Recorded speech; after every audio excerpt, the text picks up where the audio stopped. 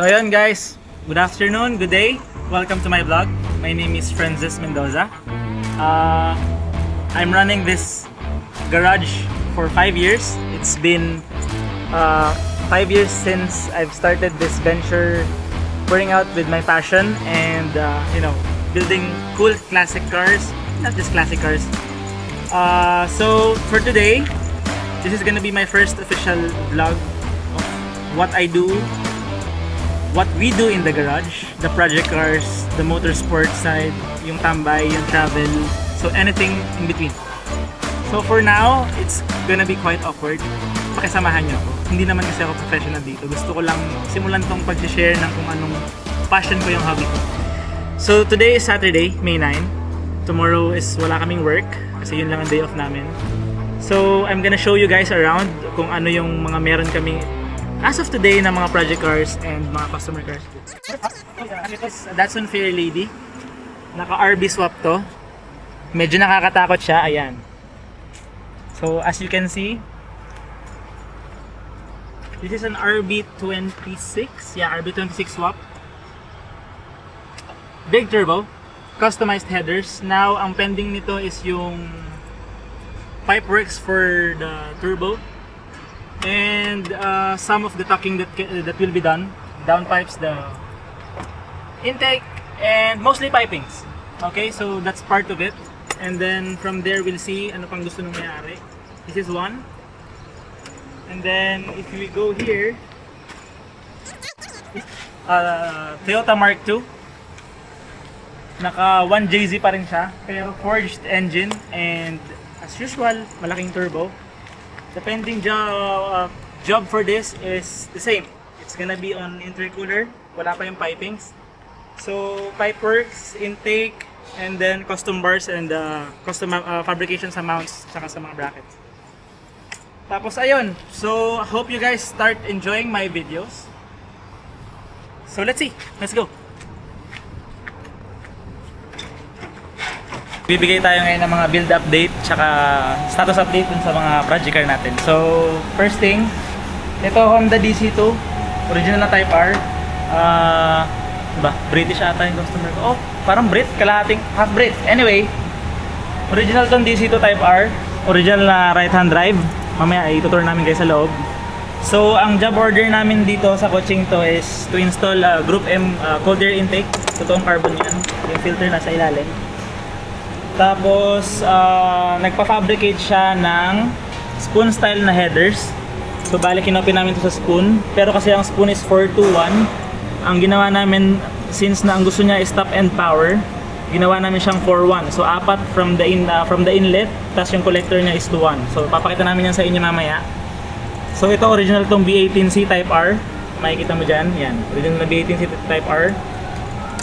So, next steps for this project would be in like 1 or 2 weeks time, nag-order kami ng polyurethane na bushing kit, clutch, big brakes, tapos nagpapagawa siya ng tawag dito, oil catch can. So, magbubutas kami dyan sa pool dun sa baffle. So, papasok dito yung oil catch can. That's for in like 2-3 weeks time. So, pakita natin yung ano, yung workmanship sa ilalim. Wait lang.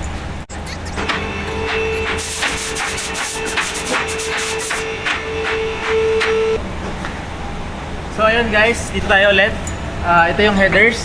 So 1, 2, 3, 4 into 1 collector. Kasi ito stock pa for now. Next project na rin yan. Tsaka itong cutback. Ito rin yung ginawa. So yan, tingnan mo naman yung may welding namin. Hindi naman sa nagbamayabang, no? Joke. So itong DC2 project is ayan, naka-chain to flexi coil overs na rin siya. So ang objective nito is soon to be a full track car. Naglagay rin pala kami ng mga braided brake lines, Goodrich yan. Tapos Motul RBF 700 na brake fluid. Yeah. So excited rin kami sa build na to kasi matagal na raw siyang nagpa-follow sa page ng Juggernaut. Pero naghahanap pa siya ng perfect na kotse for the track. So sa UK, meron din siya nito, forged na B-Series, naka-turbo. Full circuit car. So anyway, gusto niya kasing gumawa rin ng isa dito kasi nag-book na siya from UK to Dubai. So right away, pagkakuha niya ng unit, diniretso sa amin. Kung ano-ano na lang pinagawa, approve lang na approve sa presyo. So ito yung isa sa mga masarap na customer. Anyway, so moving on. Dito, meron kaming LC500. So this is a Lexus LC500. Ano ba to? V8, 5 liter. So dinala yan sa amin, may misfire issue. Cylinder, what was that? 5? Cylinder 5, no? Yeah, 5. Cylinder 5, 1 and 5 misfire. Ito pala, this is Danushka. This is one of my trusted mechanic here. He's Sri Lankan. How old are you? Good? Ha? How old are you na?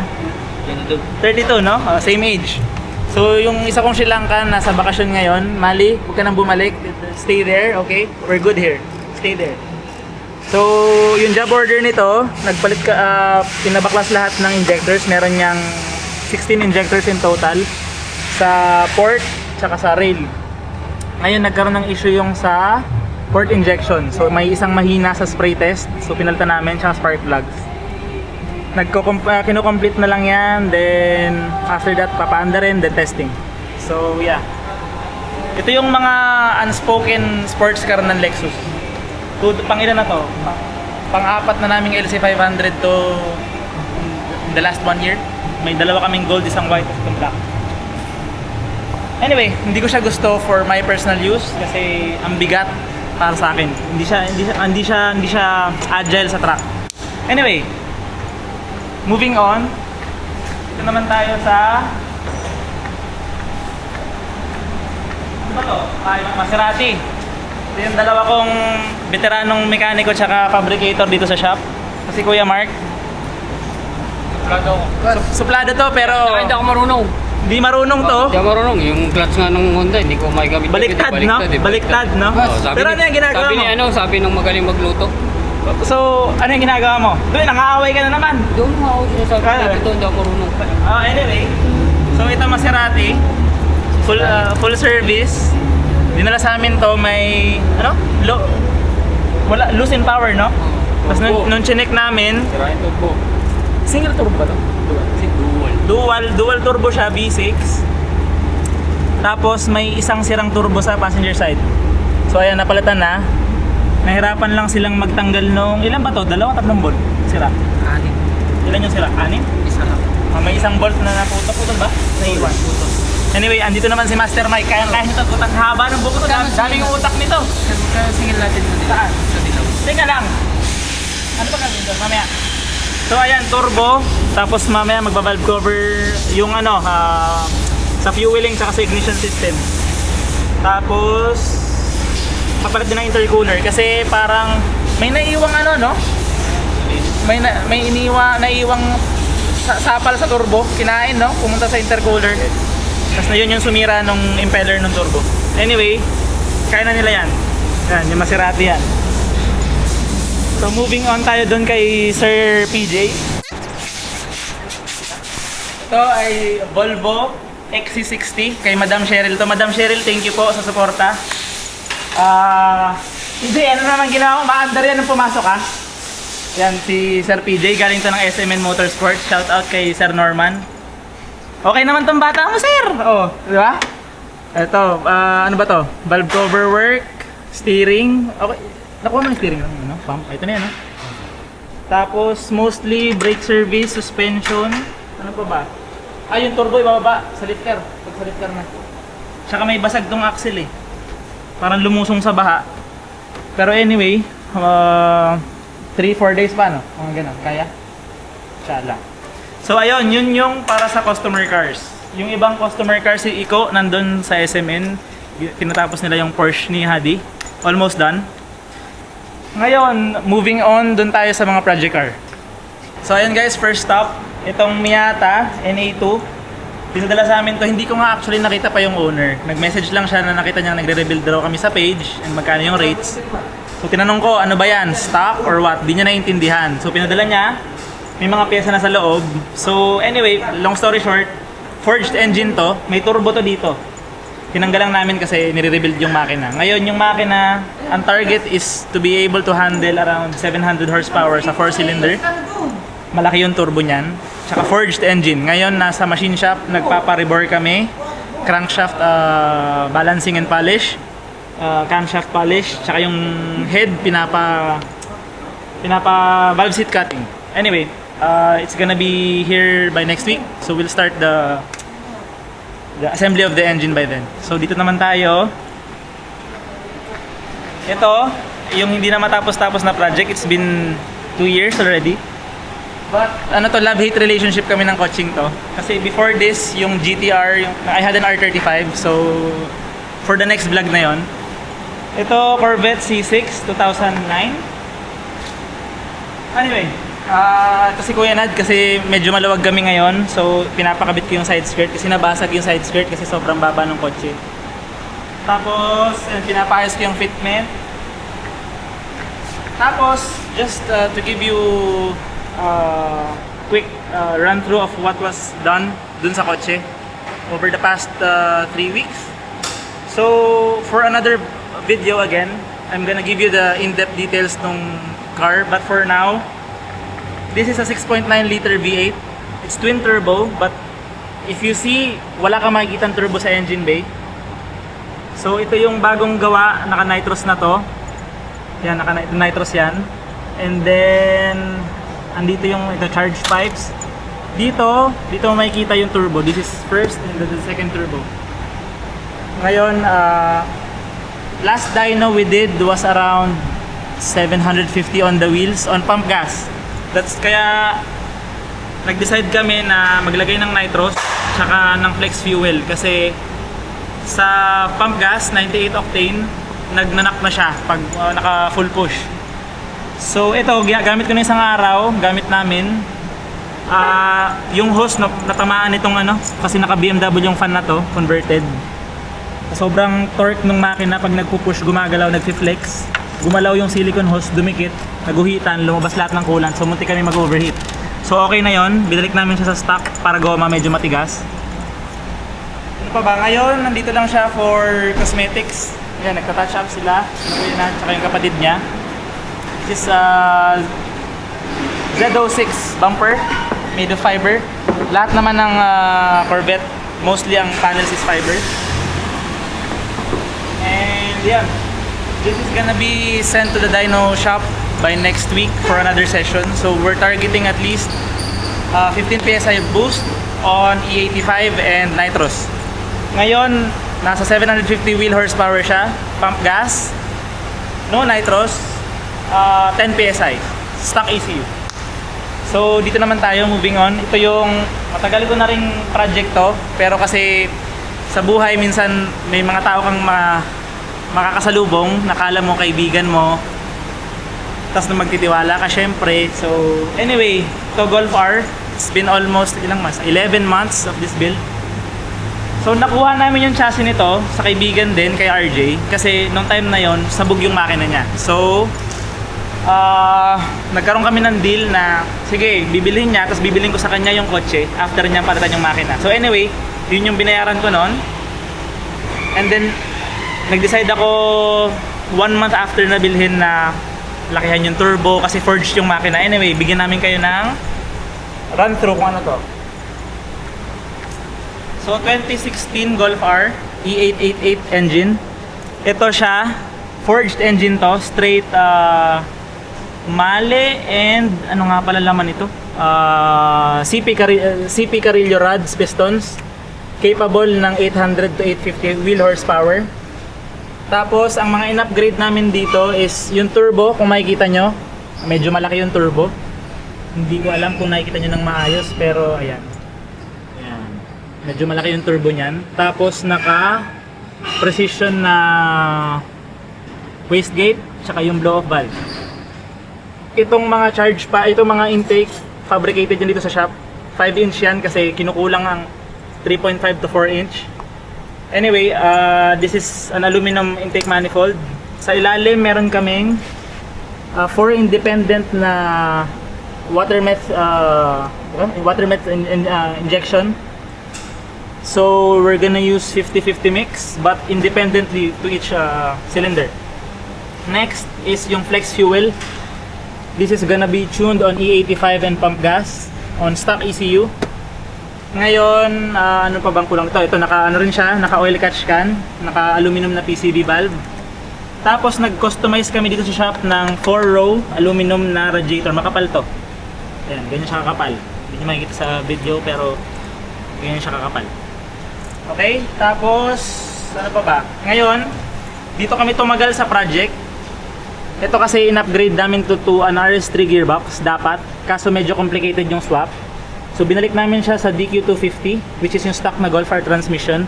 Pero naka-upgraded ang clutch.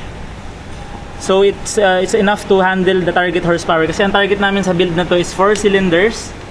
DQ250 pa din. Pero ang target namin is around 800 wheel horsepower on E85. And walang nitros pero may water methanol shot. Tapos ano pa ba? Ayun, tinanggal namin yung dependency ng mga European cars kasi Golf, anyway, Golf, any European brands is prone sa water and the oil mixture sa coolant sa mga oil cooler system niya. So ngayon ang project is nagpagawa kami sa machine shop ng custom plate na ilalagay dito. Tapos matatanggal na yung dependency niya sa coolant. So magiging na siyang coolant tapos diretso siya dito sa oil cooler sa gilid. So air na lang siya. Wala na siyang dependency sa coolant. So yan siya. Makikita niyo dito sa gilid. Yan. So from the transmission going here, then going back. So wala na siyang coolant. So ano pa ba? Ito. Naka CPS siyang cold air intake. Ay cold air, sorry. Intercooler to. Ilang range ba to? 4.5 inch na CTS. Front mount intercooler. And this is an external engine oil cooler. Kasi as I said earlier, yung mga stock na European cars such as this is a bag car which is Volkswagen and Audi Group. Meron siyang dependency sa coolant para palamigin yung mga oil. So tinanggal namin yun. Naglagay kami ng plate na customized, then braided oil lines. Para diretso siya from the engine block papunta dito sa harap. Air will cool this cooler, then pabalik. So wala kang dependency sa coolant, wala kang oil and coolant mix. So yeah, ano pa ba? Naka carbon wide fenders to. And meron din kaming carbon fiber na bonnet doon sa kabila sa shop. Tapos yung trunk naka carbon fiber din to. Tapos meron akong carbon fiber na wing spoiler. And last but not least yung rims and the setup.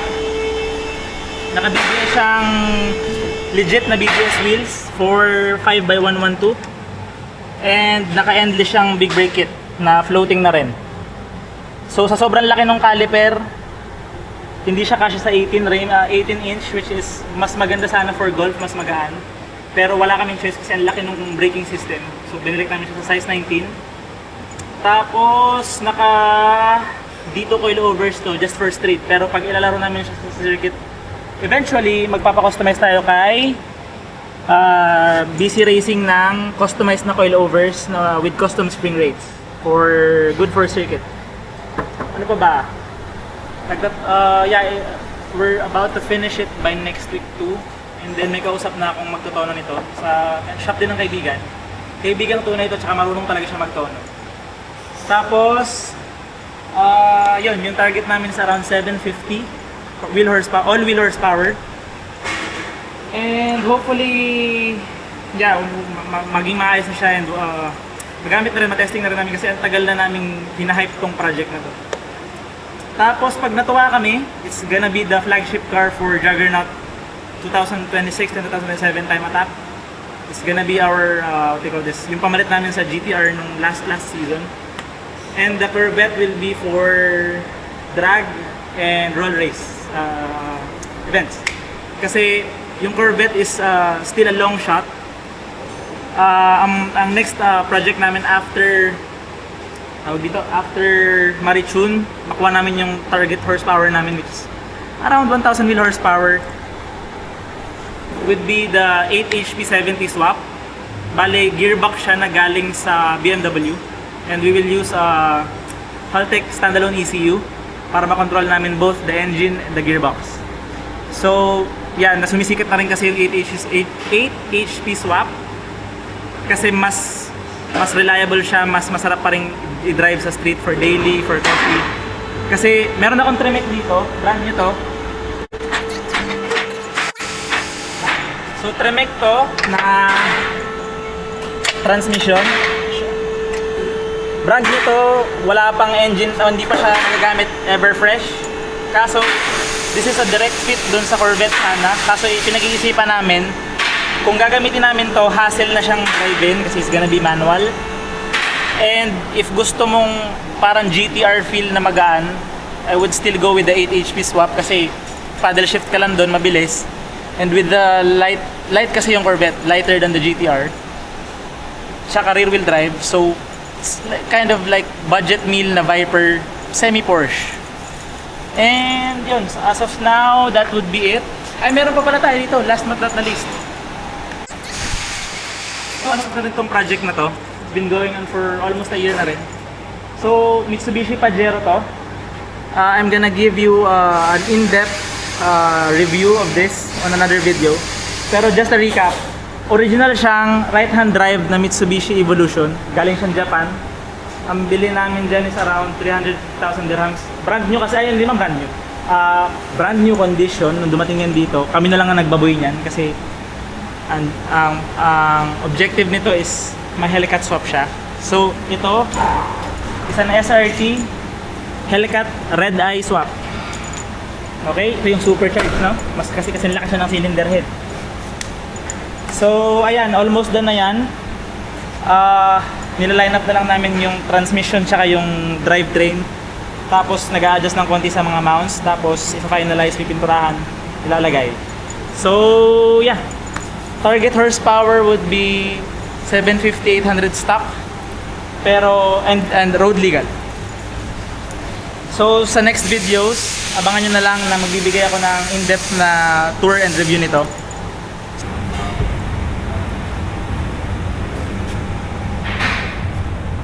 So ayun guys, as promised kanina, bibigyan namin kayo ng mabilisang interior tour tsaka kung ano yung mga ginawa namin sa shop dito. So first is ito, nag-upholstery kami ulit nung steering wheel. This is made of PVC leather and synthetic leather and red stitch. Tapos customer ang nag-request na lagyan ng red H, itong H. Kasi wala pa yatang budget for the original thing. Anyway, tsaka ito yung SR3 seats niya. SR3 ba ito? SR5? Regardless, Recaro bucket seats. So ang job order namin is, kasi alam mo yung sakit ng mga bucket seat na to, in time, pag bumababa ka mataas kasi to. So yung puwet mo, tsaka yung singit mo, lagi itong napupush, lumalambot to, nag-flimsy. So ang job order namin is to retain the same fabric, pero yung foam palitan, so hindi na siya lumalawlaw, hindi na siya flimsy. So ayan, kita mo naman, good as new. So ayun, makita mo yung interior, napakalinis. Totoong right-hand drive, 6-speed manual. No, it's 5-speed manual. Sorry. So 5-speed manual, original Integra Type R. Ayun, this has always been one of my dream cars na magkaroon. Pero kasi galing ako sa S2000, sa EG saka sa EK. And you know, tumatanda ka, so napaglipasan na ng panahon. So maybe in the future, let's see.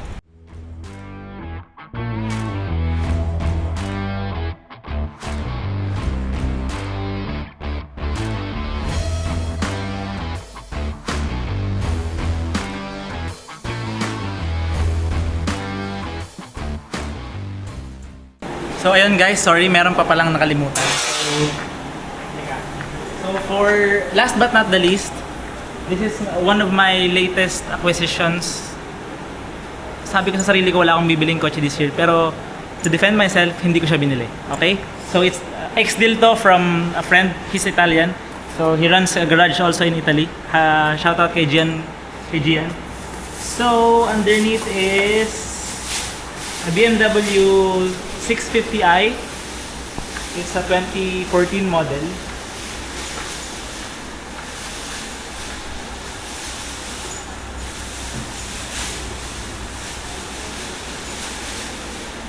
So ayun. So far, what we've done, it's been with me for like 3 weeks since nasa Pinas kami. What we've done is basically mechanical works and paint works. So what's underneath the hood is a 4.4 liter V8 N63 engine. It's a V8 twin turbo, hot rod style. The turbos are here. So pareha siya nung naging M5 ko. Tapos nagpa-fabricate tayo kay Sir Mike ng 3-inch na cold air intake, left and right. So nandito ang filter niyan, nasa unahan, nasa front grill. Dito sa ilalim yung filters niyan. Ito yung isa. So yung isa is, ayan. Anyway, everything was made in-house, fabricated here sa Juggernaut, sa shop. What's the remaining issue is yung ECU, meron siyang misfire sa cylinder 5, 3, and 7. Pero random misfire siya. So we've done everything mechanical. It's okay. The spark plugs, the ignition coils, the injectors are okay. So pinadala namin siya sa shop ng kaibigan na they specialize in ECU. So ayun, nakita nila na may short circuit sa LIN and injector control module ng ECU. So it's being repaired now. So once na makuha namin yon, it's gonna be started up, then finalized. So ano pang nagawa dito? And what's special with this car? Kasi I used to have an M5 F10 2015 model. Malakas siya, brittle, pero wala siyang grip. Ang mga M6, M5, walang grip, walang traction kasi rear wheel drive. So ito 650i lang siya. So, what's good with this car is it's all-wheel drive. So, kahit nakaragahan mo siya ng power, maximize mo yung boost. Para siyang GTR na marami siyang traction kasi all-wheel drive. So, this is an X-Drive model. 650i na X-Drive. Kasi may X650i na rear-wheel drive. So, itong paintworks, dito yan ginawa sa shop. Custom paint yan kasi medyo maselan ako sa pintura. Wow! This is called Frost Satin Gray. Customized siya. It looks like a wrap, pero hindi siya wrap. Tapos, two-tone siya with gloss black. And a GT4 wing. Tapos, yes, that's it. So, yun na lang. Inaantay ko lang yung ECU yung matapos. Then, ayun. Naka-downpipe na to. Naka-exhaust as usual. So, ang target ko dito is just... Well, no. The future plan is to put an E85 flex fuel sensor as well, one-step colder plugs, and ano pa ba? One-step colder plugs, 85, and yeah, maybe a water methanol injection as well. Stage 3 custom tune and transmission tune. Kasi yung tune nito, ang transmission nito is very reliable and fast. 8 HP70, yun yung diniscuss ko kanina na gusto naming ilagay at i-integrate sa Corvette in the future. Pero yung gearbox nito, since na BMW siya, yun na yung stock niya. So, the target would be around 750 all-wheel horsepower. Touring and daily car. Pero, pag natuwa kami, baka i-strip out namin yung loob, lagyan namin ng cage. At ipanlaro na lang namin siya kasi, as I said, hindi ko siya binili. Ex-deal to with a friend. Sabi niya, gawan mo ako ng exhaust, gawan mo ako ng pintura, gawan mo ako ng ganito. Dun sa S2000 ko, tsaka sa Audi TT RS niya, yun sa kanya yan. Audi TT RS yan, totoong 5-cylinder. Ex-deal kami na sige, sa'yo na yung BM, ayusin mo, pagandahin mo, sa'yo na yan. So ayan na siya. So voila. So ayun guys, thanks for watching. I hope you liked it. Alam kong marami pa kaming ayusin sa pagbi-video and fine tune. Same as sa pagpapatakbo ng garage tsaka sa business. It's always us improving every day. Okay? So I hope you guys liked it. Watch out for the next succeeding videos. It's gonna be more fun as usual. Ayun, so don't forget to support, like, share, and subscribe. The name and the link of my social media pages will be listed down. So see you guys next video. Cheers!